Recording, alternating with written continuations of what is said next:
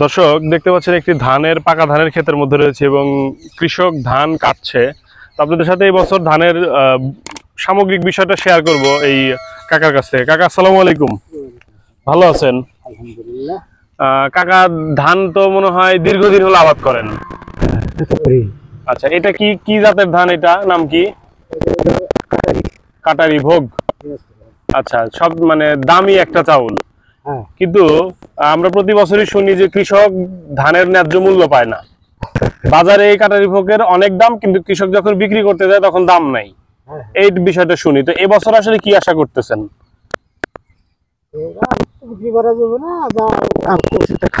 খাওয়ার জন্য।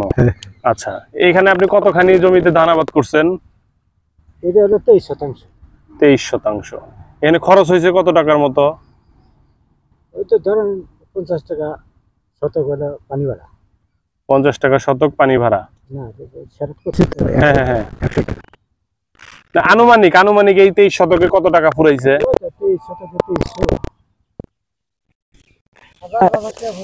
1000 হ্যাঁ। আচ্ছা, আর ধান হবে কত মন তাও?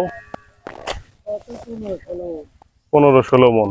15-16 মন ধানের বিক্রি করলে কত টাকা আসে?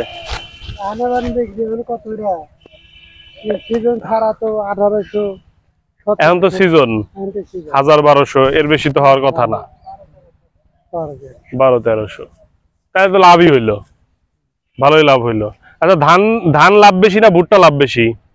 ধানের লাভ বেশি, ভুট্টার 6 মাস। 6 মাস? 3 মাস। আচ্ছা, না যে শুনি তো যে ভুট্টা 4 মাসে হয়ে যায়।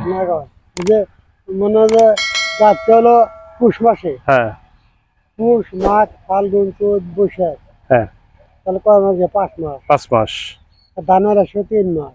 ধান হইতেছে বছরে 3টা, ভুট্টা হইতেছে বছরে 2টা। হ্যাঁ।